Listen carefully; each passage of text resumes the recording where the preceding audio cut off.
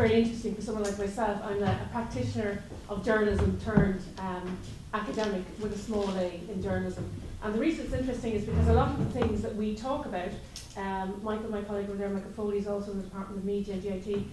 When we're back in the office and we're away from our students, and we talk a lot about issues that come up in relation to journalism, sourcing stories, what people are writing online, what they're writing offline, the debates of the day.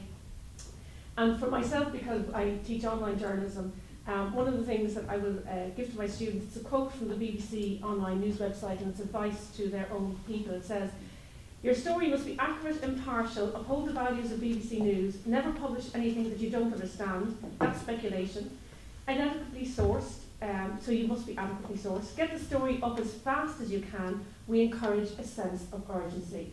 And in that, one quote alone, you can see the tensions that are being faced by journalists working within social media.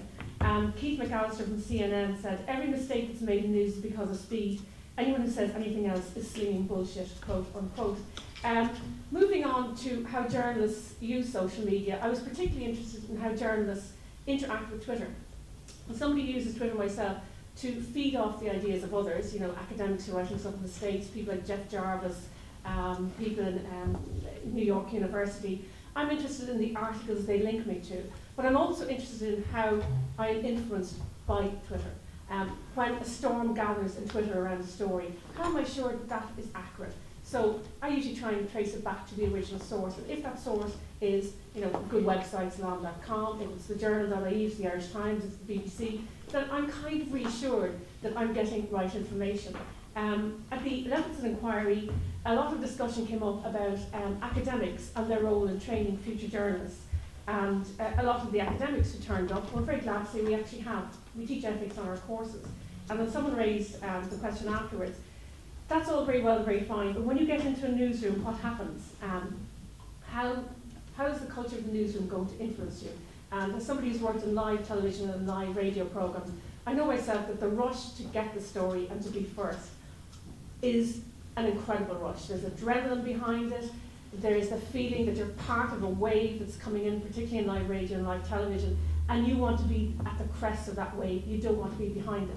But properly trained producers and journalists also know that there's a danger in that. With that excitement comes a great deal of danger. So you're constantly checking what's coming in, wherever it's coming in from. And one of the first programs I worked on television in terms of current affairs discussion, we started to use a lot of stuff coming in by text.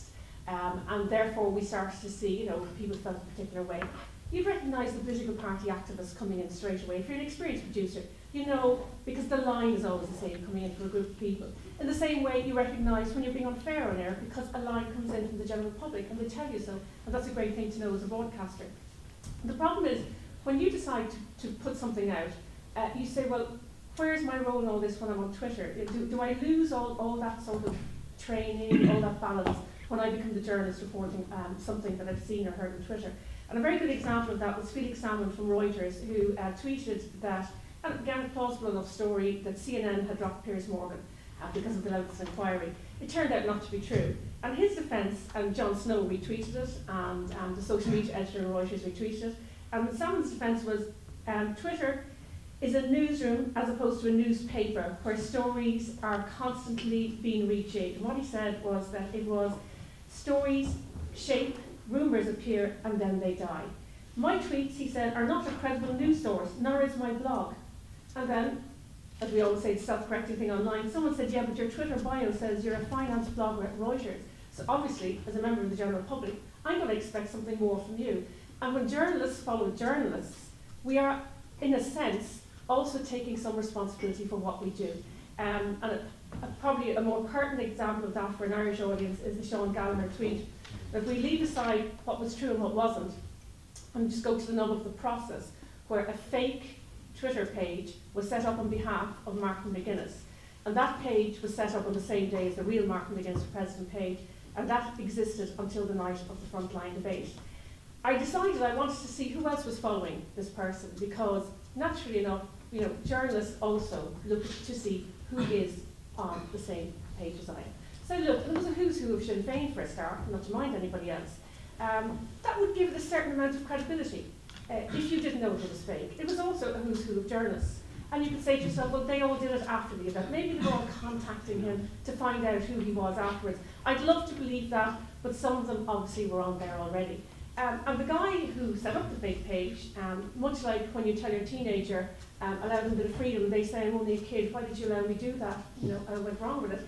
He said, well, people should have been checking that. Why did they go ahead with it? I mean, I set it up for a bit of fun, and you guys all ran with it, so that's your fault, not mine. So what do we do? What do people in, you know, RT, the BBC, Reuters, what do they do when they're faced with that? And I think the best practice is to say that basically you have to be better than everything that's out there, because that's how you develop your reputation. You have to be very good at what you do. And you have to say to yourself, during a general election, I've worked in RT in a number of general elections, I've seen how good and how hardworking people are, and how much credence we put by the checking that we do before we put something to air. So from now on, perhaps, and I think it's, you know, advice from somebody who's been at the coalface, is you're going to have to check everybody. You're going to have to check who's on Twitter, you're going to have to check who's on Facebook, you're going to have to go back to the political parties and check that those are legitimate sources. Because if you don't do that, something bad is going to happen down the line. But what is the responsibility of the political parties themselves? RT has a steering committee. Why did no one contact the steering committee and tell them that there was a fake page? Why was that fake page allowed to exist? Cui bono? Who benefited from that page being up there? Was it perhaps a feeling that anybody who supported us, whether they be the official candidate or not, is not somebody that we can clamp down on or censor in any way? Adrian Reckler, when he was writing about breaking the news about something happening to Jerry Ryan, he raised the issue and he said, the Irish media, Twitter's greatest critics, are masters in the art of running stories they are confident about, but which have not yet been officially confirmed. And again, that's a very interesting point, because when Andy Carvin, who's a very reputable source on NPR in the States, when he ran a story saying that Kathy Gifford had been shot dead and was dead, he based it on a source within his own newsroom. Unfortunately, that source had based it on a source which was not a primary source, it was a secondary source. People took it up because Andy Carvin was a reputable source and they ran with it. Is it our responsibility when we're journalists to pass everything on? And it doesn't matter. I retweet stuff. Do I check everything that I retweet to make sure that it's actually accurate or not? Well, the BBC and Reuters and other organisations are starting to say what you retweet and how you source is as important as anything else you do as a journalist. That's a very difficult thing to follow. In real life, it's difficult because when a story breaks, you're looking at other journalists covering it, you're looking at other news organisations covering it. But what they're saying, in effect, is that you have responsibility. Statistics in both the UK and Ireland show how many journalists are actually using social media to source stories. It's very high. 71% of Irish journalists use Twitter as a source of news or supporting material for articles that they've written. That comes from a PRI counter survey from last year. In the general election 2011, the top tweet senders and receivers were RT Elections and a gentleman called Ken Curtin in Cork.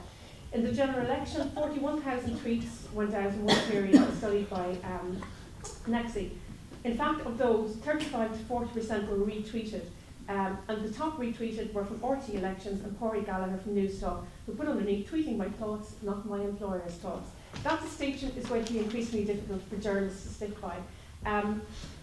Journalists in newsrooms, are they using Twitter? Are they happy with using it? Canterbury Christchurch University did a survey and they found that 90% of journalists regularly use social media, but most are worried about accuracy and reliability. More than half agree that it encourages softer, more opinion-orientated news. All UK journalists use social media despite fears of impact and quality. 1/5 access Twitter, story sourcing daily, but not fact-checked. 8% or 81% access blogs. In Ireland, 4% of the population are on Twitter. But who are the people whom we are looking at on Twitter? 180,000 people. At the end, I suppose, if I was looking at organisations today and seeing a policy on social media, I would err on the side of caution. And the reason I would err on the side of caution is, again, because if people are looking to you for truth, and you have decided that you're not necessarily going to fact-check at the zenith of fact-checking, of maybe being a little bit behind the story but getting it right, then you're going to lose what is your unique selling point in the market, is that you're a reliable and a credible source. And I'm going to finish, I had loads to say, but I'm conscious of time. It was a quote from Reuters' advice to people, and it says, it's important to remember that Twitter and similar sites are not sources per se. It is wrong to talk, for example, of picking up on Twitter. It makes no more sense to source a story to Twitter than to source it to the internet, quote unquote, or an email, quote unquote. Thank you.